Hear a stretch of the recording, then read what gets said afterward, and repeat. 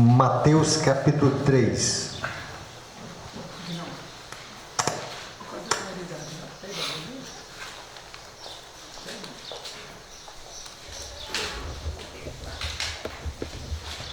Mateus no capítulo 3 fala acerca de João Batista.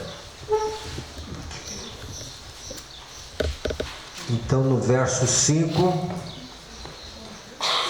então saíram a ter com ele Jerusalém, toda a Judéia e toda a circunvizinhança do Jordão, e eram por eles batizados no Rio Jordão, confessando os seus pecados.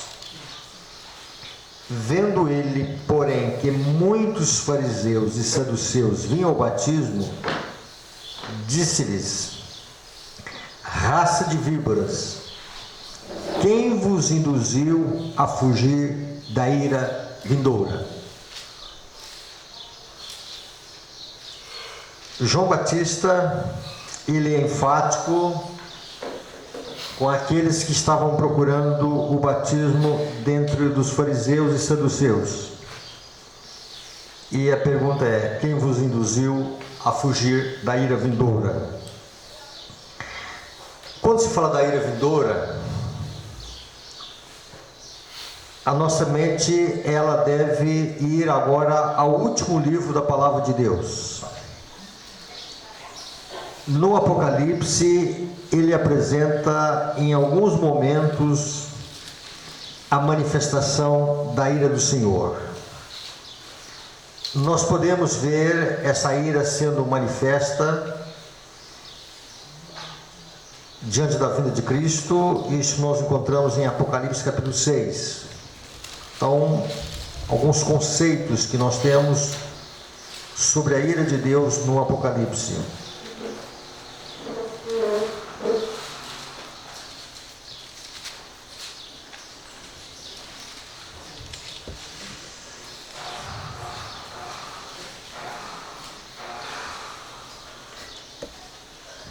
No verso 16, no caso aqui, os reis da terra, os grandes, os comandantes, os ricos, os poderosos, todo escravo, todo livre, se esconderam nas cavernas, nos pés dos montes. E no verso 16 diz: e disseram aos montes e aos rochedos: caí sobre nós e escondei-nos da face daquele que se assenta no trono e da ira do Cordeiro, porque chegou o grande dia da ira deles, e quem é que pode suster-se?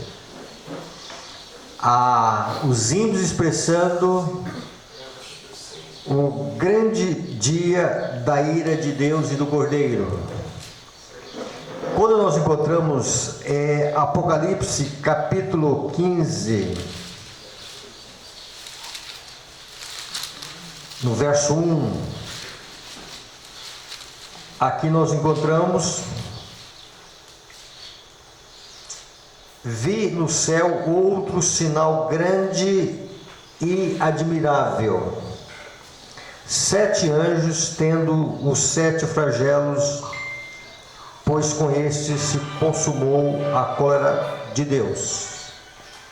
Então nós temos aqui a expressão 7 anjos com as 7 taças da ira de Deus. E a expressão aqui é: com esses 7 flagelos se consumou a ira de Deus. Então, 2 pontos que nós precisamos entender aqui acerca da ira de Deus. Esta ira, ela é manifesta com a vinda de Cristo, mas antes da vinda de Cristo, esta ira ela é manifesta em relação às 7 pragas. Então, elas são manifestas assim que a porta da graça se fecha, e vão culminar com a vinda de Cristo, a manifestação de Cristo vindo às nuvens dos céus.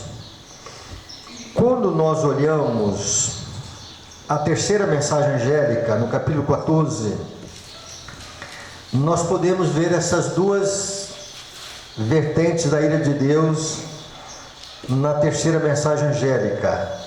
Então, no capítulo 14, no verso 9. Seguiu-se outro anjo, verso 9, perdão.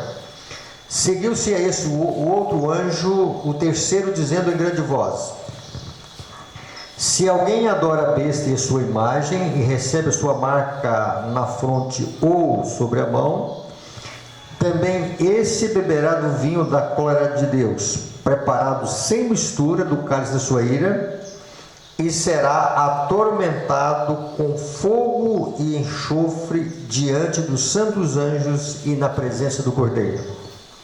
Observe que os flagelos através do cálice da ira de Deus, e a questão de ser atormentado com fogo e enxofre, ou essa expressão fogo e enxofre poderia ser traduzida aí como fogo ardente diante dos santos anjos da presença do Cordeiro.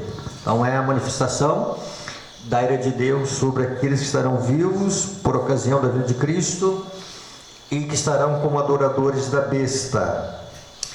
E aqui nós queremos entender algumas coisas aqui e recapitular algumas coisas deste momento final. Vou pedir aqui o David me ajudasse aqui.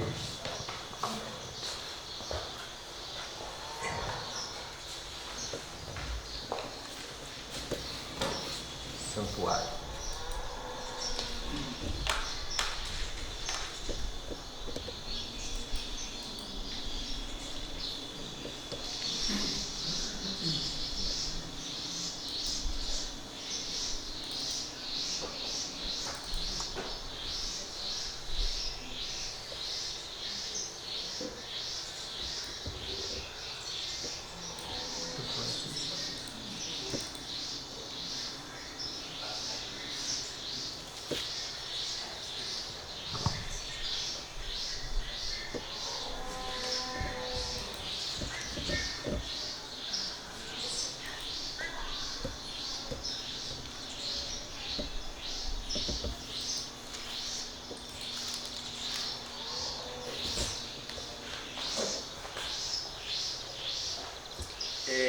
A primeira coisa, irmãos, que nós precisamos analisar aqui, dentro das três mensagens angélicas,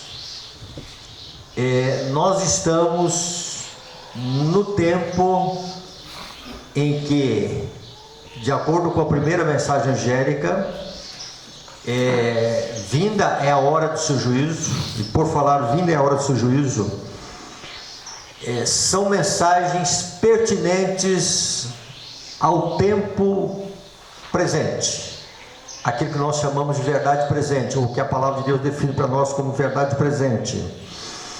Então, quando nós olhamos a palavra de Deus, nós olhamos que Jesus falou sobre o juízo, João Batista falou sobre o juízo, Paulo mencionou acerca do juízo, Pedro mencionou acerca do juízo, mas a ênfase na pregação deles não foi acerca do juízo. Por quê? Porque ainda não havia chegado o tempo do juízo.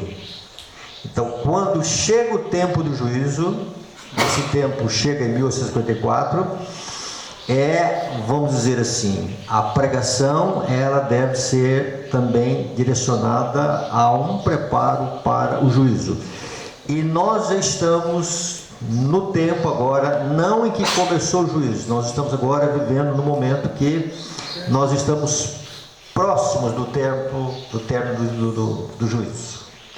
Quando nós olhamos a segunda mensagem angélica, que foi soada em 1854, ou começou a ser soada ali, nós temos que ter em vista que o que começou em 1854, com a queda de Babilônia, ainda não se cumpriu em sua totalidade. Vai se cumprir em nossos dias, quando o Apocalipse diz que essa queda de Babilônia, ela acontece quando Babilônia se torna morada de demônios e Babilônia dá de beber a todas as nações. Ainda Babilônia não deu de beber a todas as nações. Ainda Babilônia não alcançou o seu apogeu em termos de queda. Então nós estamos aqui no momento dessas três coisas aqui que precisam ter o seu desfecho. E quando se fala da terceira mensagem angélica, há aqui uma advertência solene, e essa advertência é contra a adoração da besta e a sua imagem. Então a besta já se manifestou, e ela se manifesta de uma forma dentro do cenário profético, no ano 538, e ela sofre de morte em 1798, e ela reaparecerá com a sua força quando aparecer a imagem da besta. Então nós estamos diante de alguns acontecimentos que são solenes, tá? E Jesus voltando nos nossos dias, nós estando em vida, nós estaremos nesses três pontos aqui, que são pontos assim de profundas e significativas mudanças e acontecimentos os mais solenes que a gente possa imaginar, tá?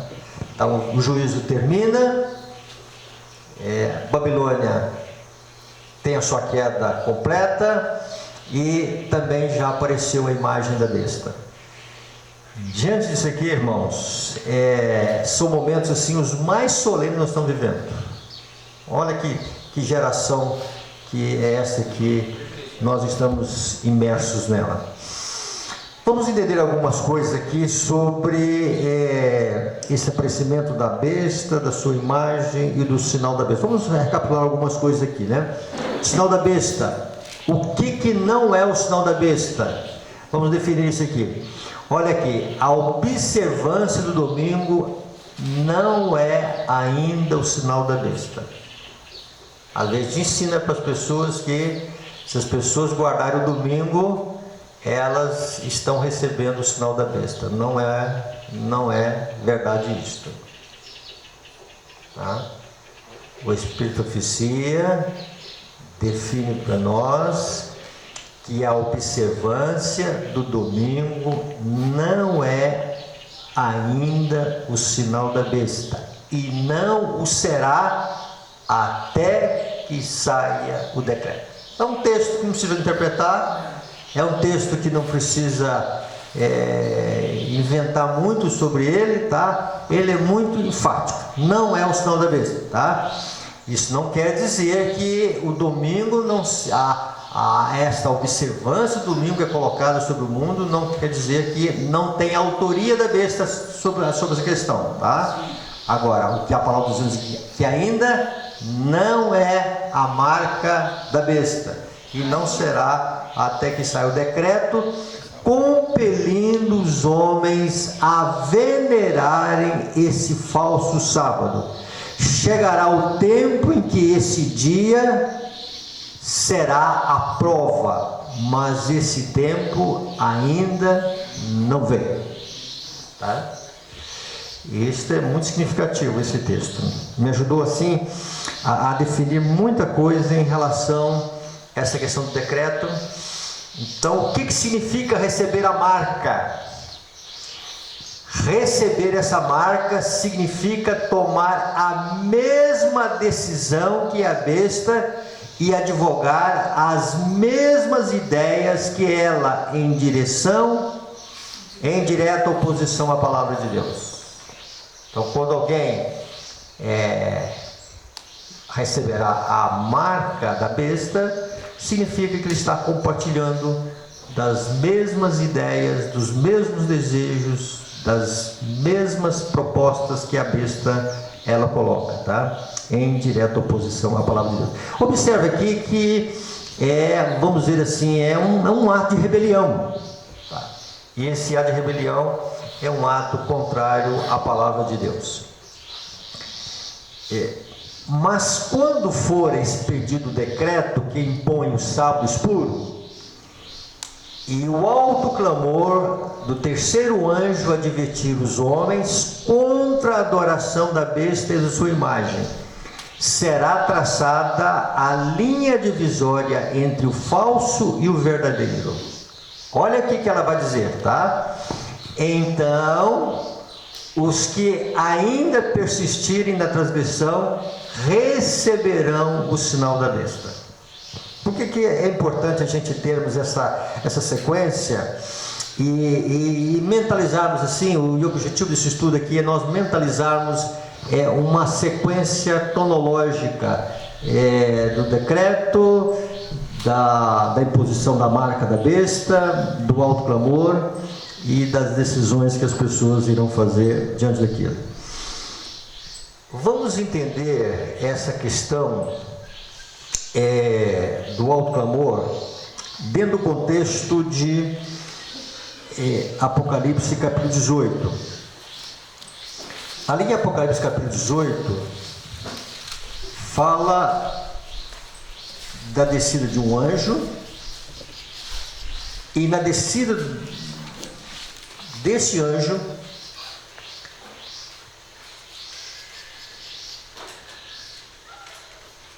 fala de anúncios. Então, capítulo 18, nós encontramos a partir do verso 2. O anjo desce, alternando com sua glória. Então exclamou com potente voz, dizendo: Caiu, caiu a grande Babilônia, e se tornou morada de demônios, covil de toda espécie de espírito imundo, e esconderijo de todo gênero de ave imunda e detestável. Pois todas as nações têm bebido do vinho do furor da sua prostituição. A pergunta aqui esse anjo, ele desce com uma missão, e a missão é anunciar a queda de Babilônia. E quando se fala aqui da queda de Babilônia, quando é que essa queda é anunciada? Começa ali. Ok, tá? Mas aqui dentro do texto aqui, não vamos chegar a isso, a sua resposta está correta, tá? Mas o que marca a vinda deste anjo com o anúncio da queda? Tá, não, veja aqui, só no texto aqui, tá? Quando é saída as pessoas de outras nações, né? Tá, ok, tá. Então veja bem, olha aqui o que o anjo está anunciando, tá? Caiu a Babilônia, pois todas as nações beberam do vinho da fúria de sua prostituição. Então ele tem uma missão, e essa missão é anunciar a queda de Babilônia. Esse anúncio foi feito em 1154, e ele agora é repetido em Apocalipse 18. Então, na segunda mensagem, Apocalipse capítulo 14, verso 8, fala sobre a queda de Babilônia. Caiu, caiu a grande Babilônia. Aqui nós encontramos que Babilônia, ela recebe novamente, vamos dizer o seguinte, né, o anúncio de sua queda, só que agora o anjo tem uma razão pela qual ele está anunciando a sua queda. É que agora se cumpriu no seu ponto mais elevado a queda de Babilônia, porque Babilônia, ela deu de beber a todas as nações. Isto é, como consequência do decreto dominical ou não? Sim ou não?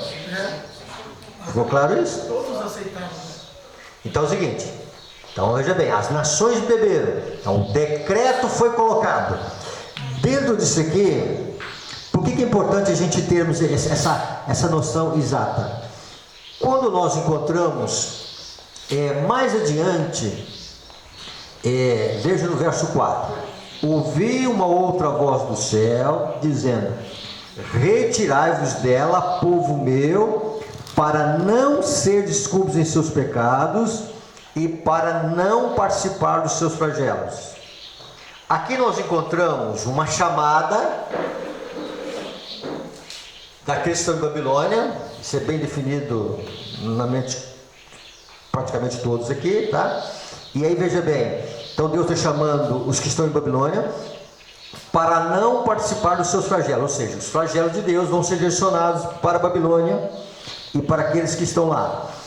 E porque os seus pecados se acumularam até o céu.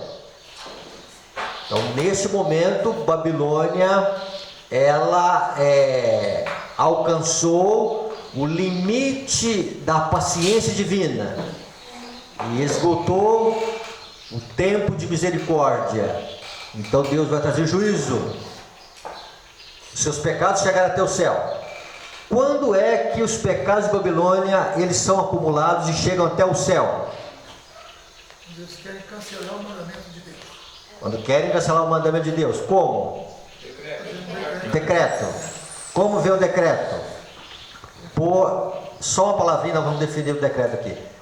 O Espírito diz que os pecados eles chegam até o céu, eles são acumulados. Isso quer dizer, terminou agora o tempo que Deus concedeu de graça, o tempo que Deus deixou de exercer, vamos dizer assim, agora a sua paciência. Deus agora vai trazer juízo. E ela diz lá, o Espírito diz por legislação. Então é o decreto. Então quando surge o decreto, o que acontece? Nesse momento, ele começa nos Estados Unidos e chega até a todas as nações. Aí sim, Babilônia deu de beber a todas as nações. Aí sim, os pecados de Babilônia chegaram até o céu. Tá? Então vejam aqui, agora Babilônia está pronta para o juízo. Mas Deus tem o quê? Tem um chamado. Fazer uma chamada na hora 1/10 para aqueles que estão em Babilônia. Percebe, irmãos, algumas das coisas aqui, tá? A mensagem desse anjo não é uma mensagem para substituir a mensagem do terceiro anjo. Quando se fala a mensagem do terceiro anjo, se fala das 3 mensagens angélicas. Não é uma mensagem para substituir a mensagem do terceiro anjo. É uma mensagem, ela vem para completar e ela vem para reforçar. Observe que se esse anjo vier antes do decreto, Não dá certo. ele vai anunciar a queda. Não pode. Tá? Então veja bem, nós temos que entender esta questão de a nossa compreensão em relação a anúncios na mensagem. Por exemplo, quando nós olhamos aqui essa questão de anúncios na mensagem,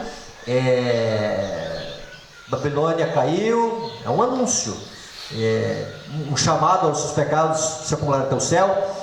São anúncios que eles se fazem necessário no momento em que precisam ser anunciados. Quando se fala, se alguém adora a besta e a sua imagem, isso para nós deve ser o quê?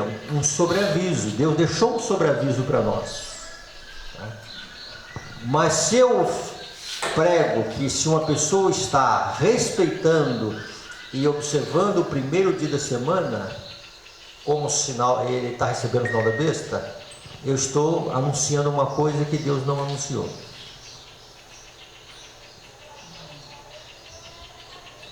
Eu estou anunciando uma coisa que Deus não anunciou, tá? Outra coisa, quando surgir a imposição da besta e da imagem da besta, que vão andar juntos, tá? Aí sim, tornar-se-á necessário nós darmos para o mundo o anúncio de uma forma enfática. Então vamos entender isso aqui dentro desses textos bíblicos.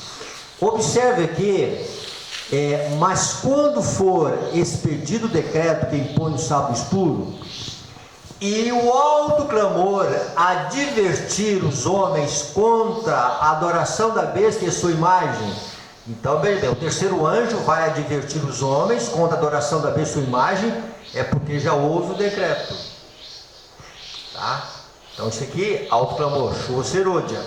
A chuva serôdia, ela vem para, vamos dizer assim, revigorar e fortalecer a mensagem do terceiro anjo, unir a mensagem do terceiro anjo, para que ela seja soada no alto clamor.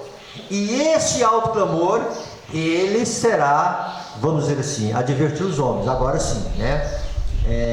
O alto clamor vai dizer: olha, se você adorar a besta, neste decreto aí que o Estado colocou, dessa imposição que o decreto colocou, isto é uma imposição da besta, isto é uma imposição do protestantismo apostatado também. Então você vai receber os flagelos de Deus. Vamos avançar isso aqui. Quando vier a prova, decreto dominical, será mostrado claramente o que é a marca da besta. Hoje você vai em algum momento na internet, tem lá dizendo, alguém diz, não, sinal da besta, isso aí é fantasia, isso é utopia, tá certo? Então veja bem, mas quando vier a prova, o decreto, será mostrado claramente o que é a marca da besta. Aí sim, ela é a observância do domingo. Aqueles que, depois de terem ouvido a verdade, alto clamor, né? Continuarem a considerar esse dia como santo, receberão futuro o sinal do homem do pecado que cuidaria em mudar os tempos da lei. Ficou claro isso aqui, irmãos? Para a gente, algumas coisas que se fala hoje, né? Chuva serôdia, o decreto dominical vem primeiro, tá?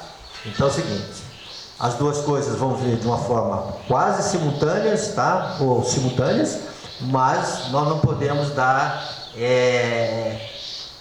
essa ênfase que o decreto dominical virá após a chuva serôdia, tá? A chuva serôdia vem para anunciar coisas que só se tornam necessárias quando houver realmente a imposição da marca da besta. Mas ninguém deverá sofrer a ira de Deus. A ira de Deus está nas 7 pragas, e a ira de Deus ela culmina com a volta de Cristo. E podemos também, até sobre os mortos que estarão aqui desde Adão até o momento final, que não verão Jesus, e essa ira também, ela se manifesta no momento final, após o milênio, tá? Mas vamos enfatizando aqui só dentro das 3 mensagens angélicas. Mas ninguém deverá sofrer a ira de Deus antes que a verdade se tenha apresentado ao espírito e consciência e haja sido rejeitada. Há muitos que nunca tiveram a oportunidade de ouvir as verdades especiais para esse tempo. A obrigatoriedade do 4º mandamento nunca lhes foi apresentado em sua verdadeira luz. Aquele que lê todos os corações e prova todos os intuitos, não deixará que pessoa alguma que deseje o conhecimento da verdade seja enganada quanto ao desfecho da controvérsia.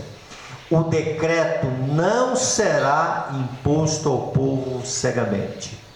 Cada qual receberá esclarecimento bastante para fazer inteligentemente a sua decisão.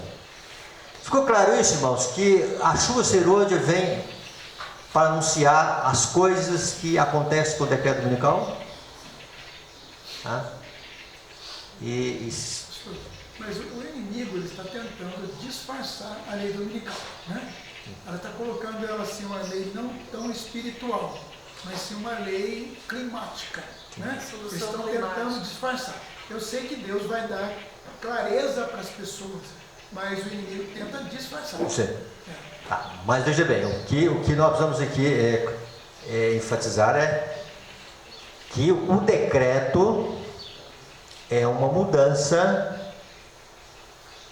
ou uma imposição do Estado, vamos colocar assim, uma imposição do Estado. Isto vai se tornar visível, real para todos, tá? Então veja bem, Deus não deixará que as pessoas sejam, vamos dizer assim, enganadas, tá? No sentido de que não se foi apresentado à luz, tá? Então, cada qual receberá esclarecimento bastante para fazer inteligentemente a sua decisão. Depois que o alto clamor advertir as pessoas da adoração da besta ou imagem e apresentar as verdades essenciais, as verdades que são contidas na mensagem do terceiro anjo, aí sim, aí as pessoas então não estarão mais, vamos dizer assim, inocentes. Assim será proclamada a mensagem do terceiro anjo. Ao chegar o tempo para que ela seja dada com máximo poder, homens de fé e oração serão constrangidos a sair com zelo santo, declarando as palavras que Deus lhes dá. Vamos aqui entender algumas coisinhas aqui com esse texto, tá? Então, ao chegar o tempo, duas coisinhas aqui. Essas palavras que Deus lhes dá, esse conceito, palavras que Deus lhe dá, se são palavras que Deus lhe dá, pode ser definido como a palavra de Deus. Vamos lá. Quando João Batista chega perto de Herodes e diz: Herodes, não é lícito você possuir Herodias, a tua cunhada. Não é justo isso. Não é o propósito de Deus isso aí, tá? Quem está falando? Deus falando. Deus falando por intermédio de João Batista. Então, o que saiu da boca de João Batista foi a palavra de Deus. Só para a gente entender aqui, tá? Ontem nós estudamos aquele texto. Diz lá, não estudamos, mas vimos uma coisa: tomar café é pecado. Quem disse isto? Deus que disse, tá? Por intermédio de uma mensageira, tá? Então, nos últimos dias vai se manifestar o testemunho de Jesus. Isso é testemunho de Jesus. Amém. Tá? Isso é espírito de profecia. E aí vejam bem, os pecados de Babilônia serão revelados. Esta farsa do sistema que domina o mundo, tá? Serão revelados. Mas primeiro Babilônia vai colocar, vamos dizer assim, em ação as suas ideias, suas propostas, tá? Os terríveis resultados da imposição das observâncias da igreja pela autoridade civil, as incursões do espiritismo, os furtivos mais rápidos progressos do poder papal, tudo será desmascarado, tá? Vamos lá. Eu dou um estudo bíblico para alguém aqui agora. Olha, fulano, o domingo é o sinal da besta. Se você guardar o domingo, você está guardando o sinal da besta, tá? Mas, e o decreto? Onde que eu sou obrigado a guardar o domingo?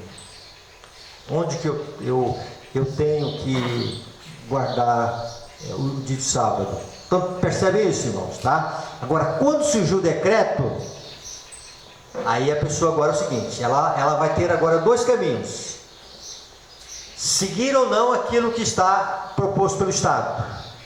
É nesse momento então que entra agora o dom profético, o espírito de profecia, para que Deus dê as palavras e nós saiamos dizendo: olha, isso que está acontecendo no Estado, esse sistema religioso de Babilônia tendo forma de piedade, mas abrigando doutrinas de demônios, esta imposição do Estado, a autoria daquilo que está acontecendo em torno do Estado, é a questão do protestantismo apostatado, é a questão do sistema romano.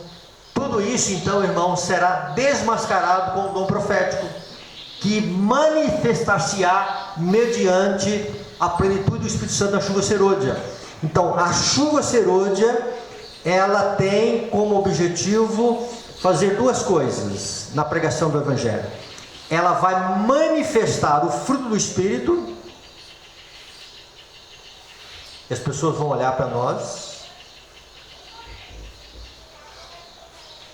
e vai dizer: olha, você está sendo perseguido, você está com uns negócios aí contra o mundo, mas tem uma coisa que eu não posso negar: Deus está com você. Olha a sua vida. Vai ser nítido. Hein? Vai ser nítido. Nítido, tá? Deus está com você. Só pode ser ação de Deus.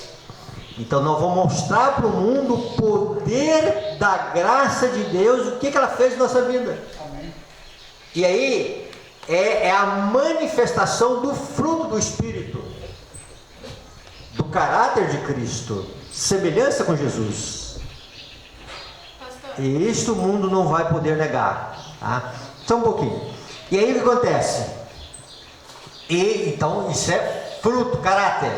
E junto com o caráter, dons do Espírito.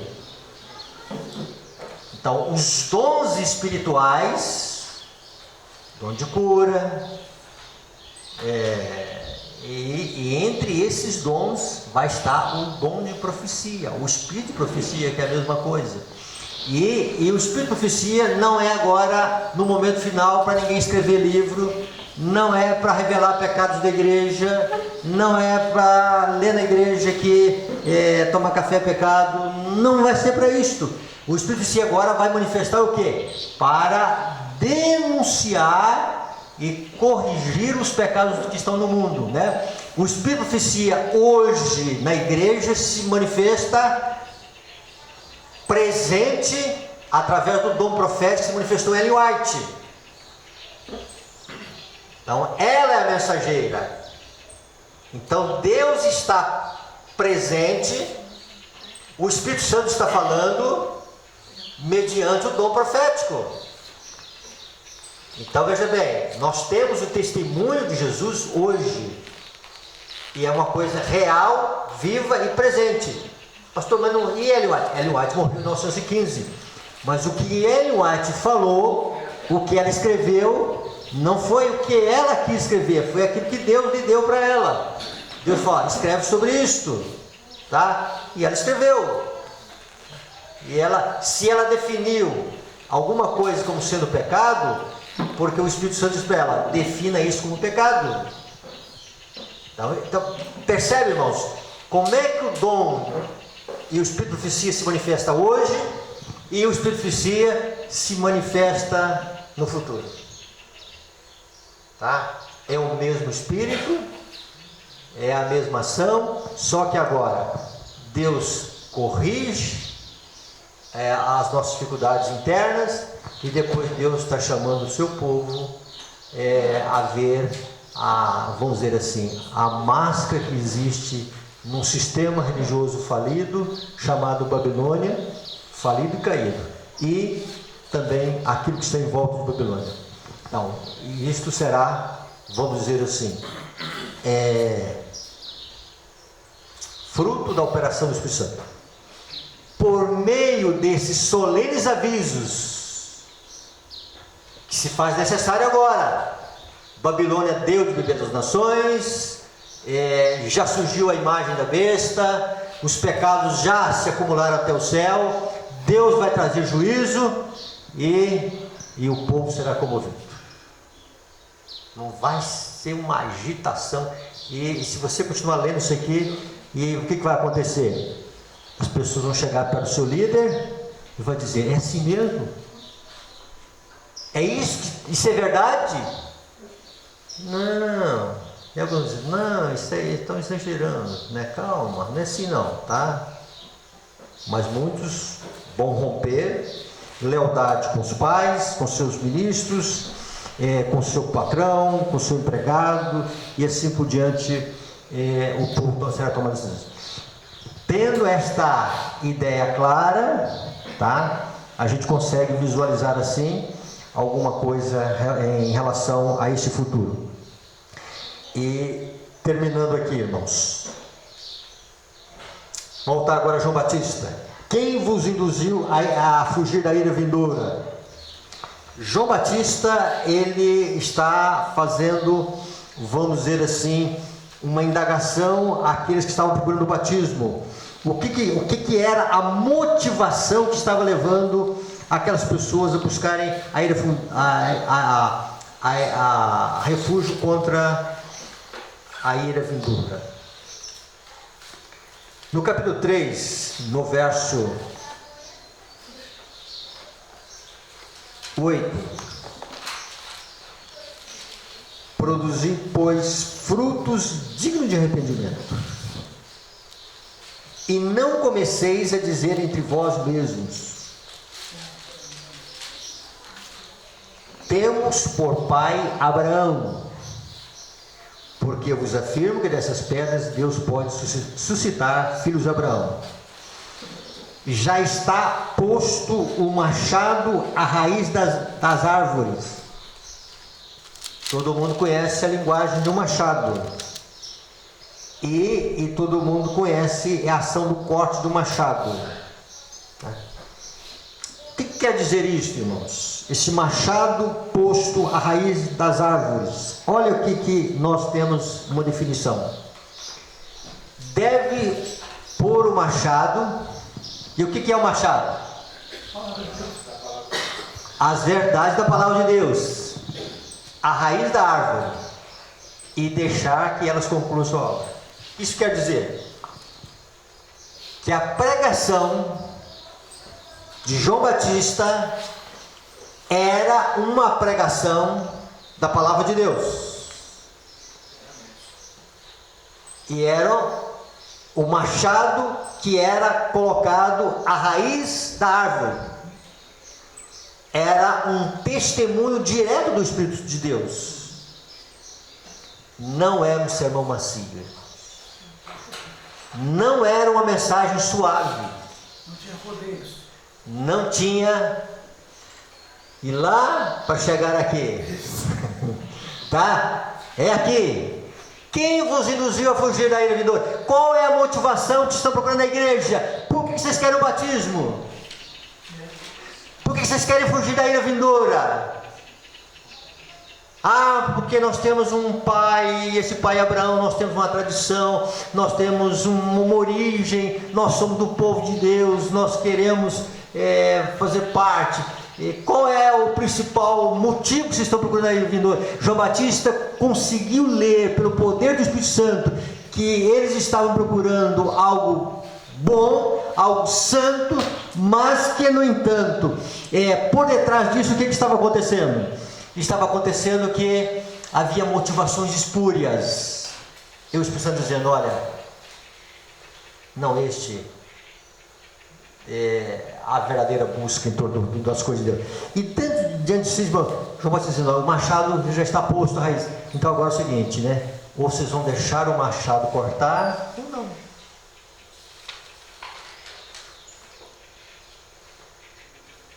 E eu fico lendo a mensagem de João Batista, irmão. Depois que João Batista ele deu essa ênfase, e o Espírito Santo colocou essas palavras na boca de João Batista, para que eles pudessem produzir frutos de arrependimento, certamente não havia mais nada que Deus pudesse fazer em relação a eles, se eles assim rejeitassem a palavra de Deus. Pois quem não produz bom fruto é cortada e lançada ao fogo. Toda árvore que não produz bom fruto é cortada e lançada ao fogo.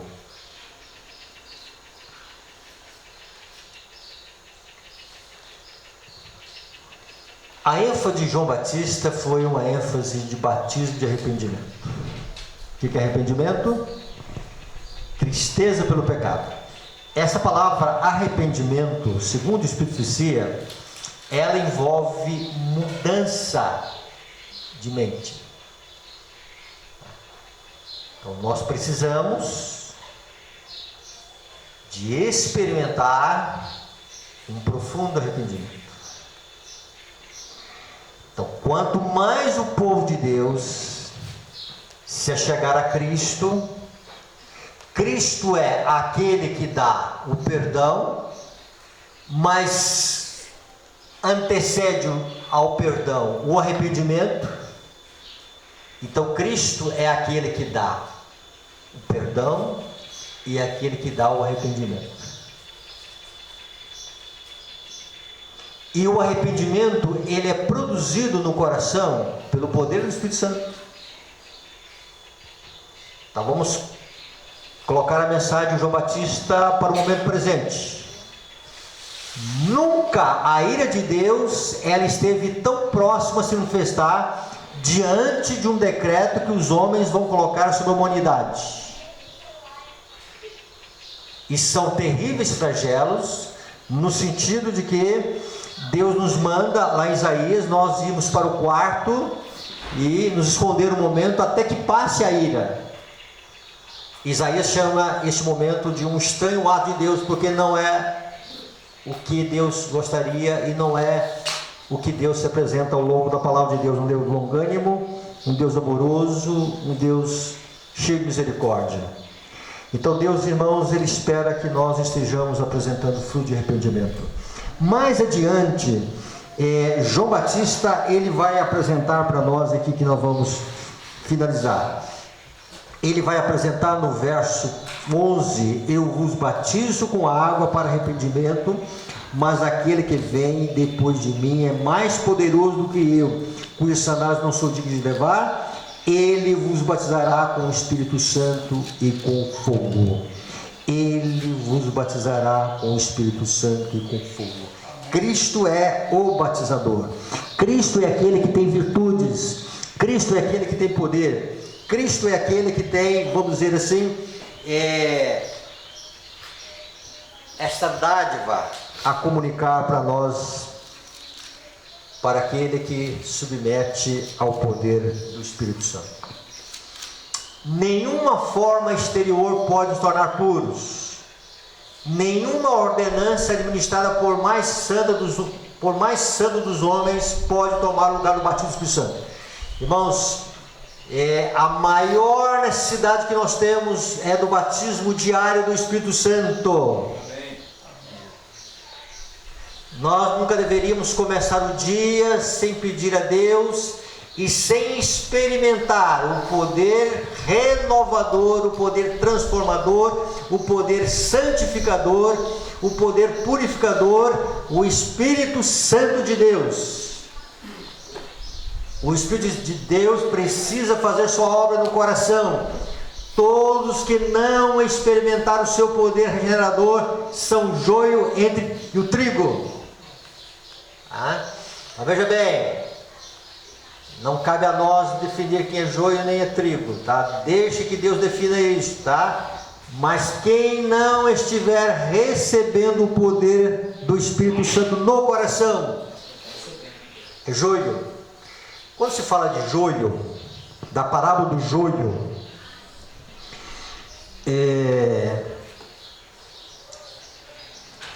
os discípulos vão perguntar a Cristo: quem semeou o joio? Lembram dessa pergunta? E o que Jesus disse? Um inimigo fez isso. Deus criou o joio? Não. Satanás tem condições de criar?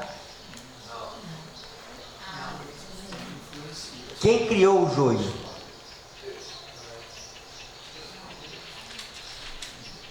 Jesus foi claro. O inimigo fez isso. Mas, pastor, ele tem poder de criar? Não. A ele, Deus permitiu deturpar o que Deus fez. Ele tira o grão. Tá? Então, deturpar o que Deus fez. Então, vejam bem. Deus precisa fazer uma obra em nossa vida. Uma obra de regeneração. Regenerar. Para aqueles que não foram regenerados. Quando o Espírito se manifesta na vida, irmãos, é um poder de Deus que vai nós somos um ser degenerado pelo pecado. No momento em que Adão e Eva comeram daquele fruto, começou ali o processo de degeneração. Uma planta degenerada, um ser degenerado. Então precisa de uma obra sobrenatural para efetuar uma mudança nesse coração. E é uma obra assim, ó. Puf! E todos que não experimentaram o seu poder regenerador são joio entre trigo. Nosso Senhor está com a peneira na mão. Vamos lá, Mateus, agora, e ver João Batista fala do machado. E João Batista fala da pá. Tá? Verso 12. A sua pá tem ele na mão, e limpará completamente sua eira. Recolherá o seu trigo no celeiro, mas queimará a palha em fogo inextinguível. Eu fiquei pensando, que questão, que pá, que instrumento é este? Qual é o capítulo? Capítulo 3. De Mateus? Mateus capítulo 3. E eu não mencionei para vocês, né? Verso 12. Vamos ler novamente. Mateus 3, 12. A sua pá ele a tem na mão, e limpará completamente sua eira. Recolherá o seu trigo no celeiro, mas queimará a palha em fogo inextinguível. Esse fogo aqui é um fogo eterno. A consequência dele, né? Não, esse fogo não apagará. Enquanto não completar a obra. Não, esse fogo aqui, ele permanecerá eternamente. Pastor, eu nunca ouvi falar isso.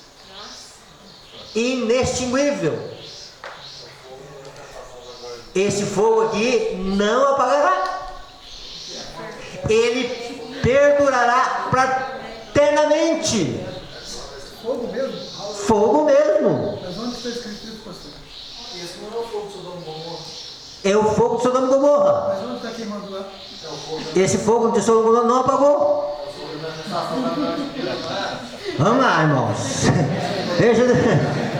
E aí acontece, vamos terminar, vamos definir o negócio da pá aqui, depois vamos chegar no fogo, tá? Então veja bem.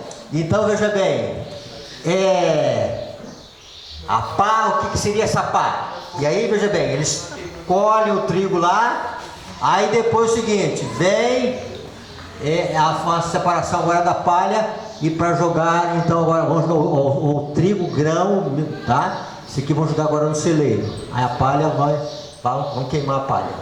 Isso é o processo da agricultura, tá? O que seria a pá? O que está fazendo purificação da igreja? A pá. O que seria a purificação? A palavra de Deus. Da maneira em que a palavra de Deus está sendo aceita ou rejeitada, está provocando uma sacudidura na igreja. Na maneira em que a palavra de Deus está chamando os homens, à medida em que o machado está sendo posto à raiz da árvore, e Deus chamando os homens a uma obra de arrependimento. O que é fruto do arrependimento? Uma vida renovada, uma vida de renúncia, uma vida modificada, uma vida de abandono do pecado. Se você quiser definir isso como uma reforma de vida, é uma reforma de vida. Então a mensagem de arrependimento é uma mensagem de reforma de vida. E quer dizer, um abandono de práticas pecaminosas. É fruto do arrependimento. Renovação da mente, né? Uma renovação da mente.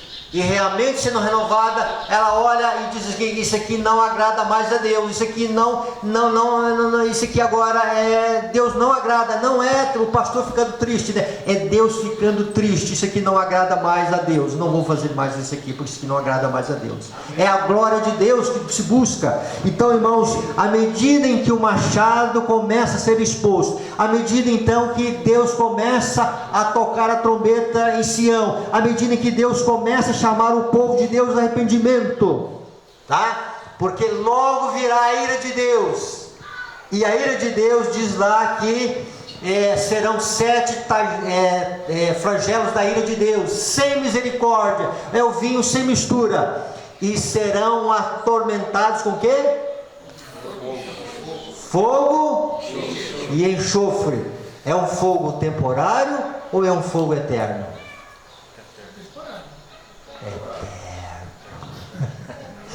Então nós vamos sair de Nova Jerusalém e vamos ver. Vamos lá, irmãos. Abra aí segunda Tessalonicenses capítulo 2, tá? E aí veja bem, só vendo um detalhe, só quer reforçar isso aqui, tá? E aí veja bem, irmãos. E aí veja bem. E segunda Tessalonicenses capítulo 2. E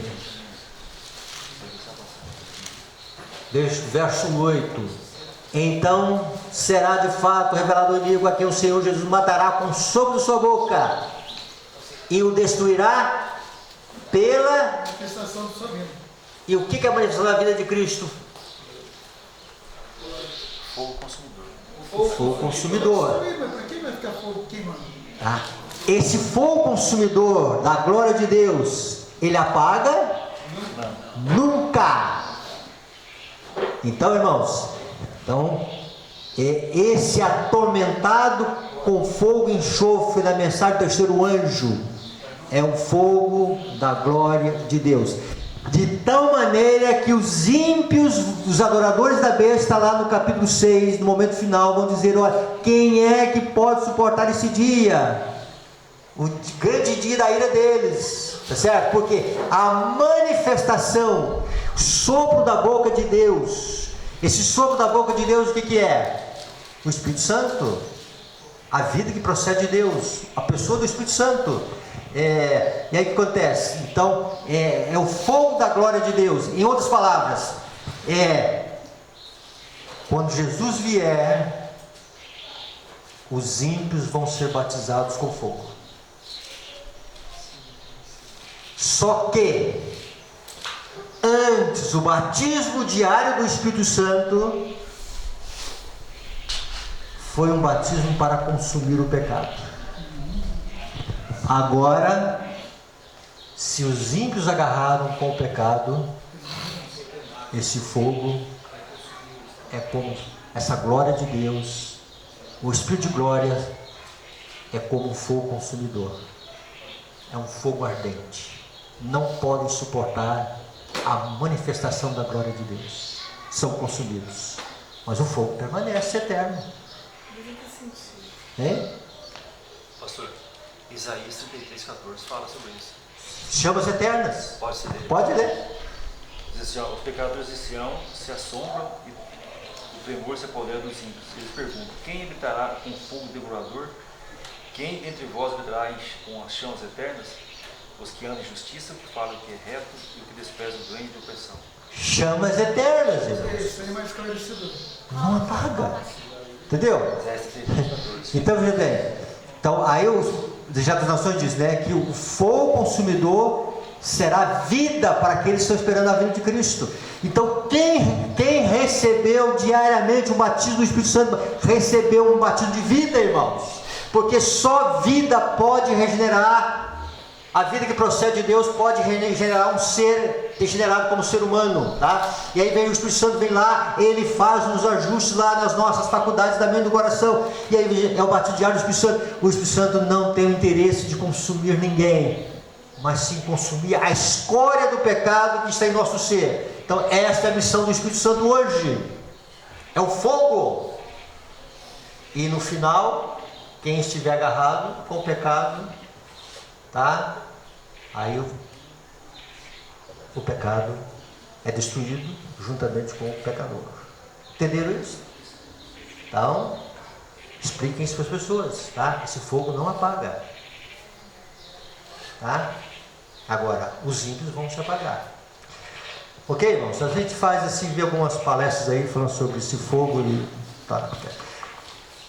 Ficou claro isso? Então, vamos pensar no batismo diário do Espírito Santo.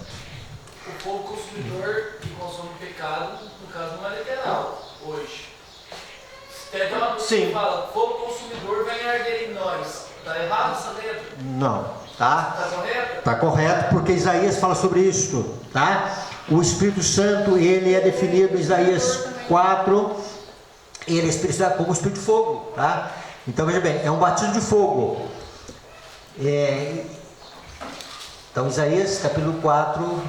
A Bíblia retrata a glória de Deus como fogo consumidor. Ou um fogo consumidor. Então, veja bem, Ellen White, ela diz, deixar das nações, que nós não vemos a luz que vem de cima, a luz da glória de Deus. Mas ela vem à nossa mente e ela traz vida para nós.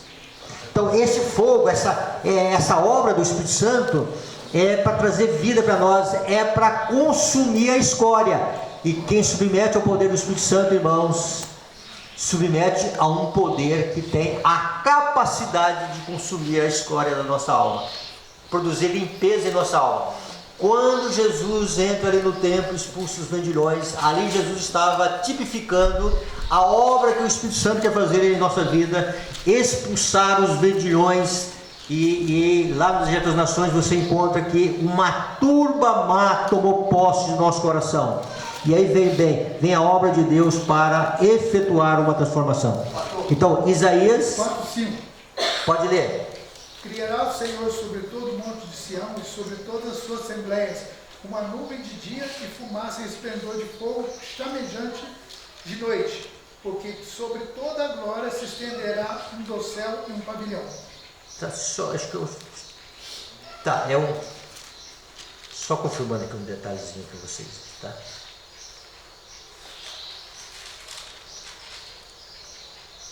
No livro de Êxodo. 4:4. Quando o Senhor lavar as imundícias da filha de Sião e limpar Jerusalém da culpa do sangue no meio dela com o espírito de justiça e com o espírito purificador. Tem uma tradução que diz espírito de ardor. Abrasador, tá? É fogo mesmo, tá? Então o fogo ele tem a função de purificar, tá? É isso mesmo, obrigado. É purificar, purificação.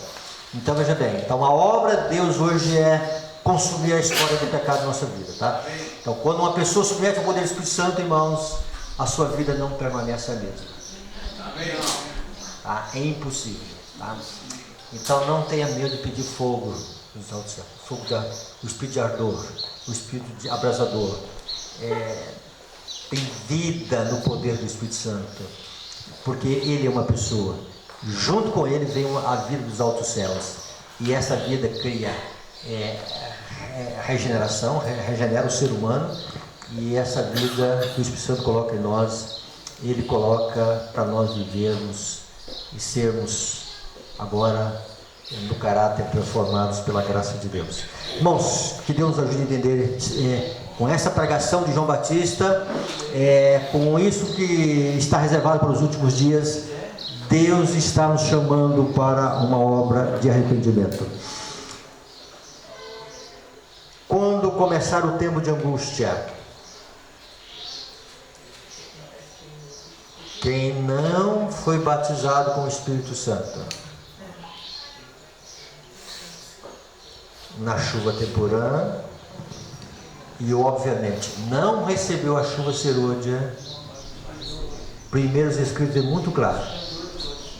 As pessoas vão ver que precisam ser corrigidas e que estão desabrigados. A cabeça do pecador está desabrigado.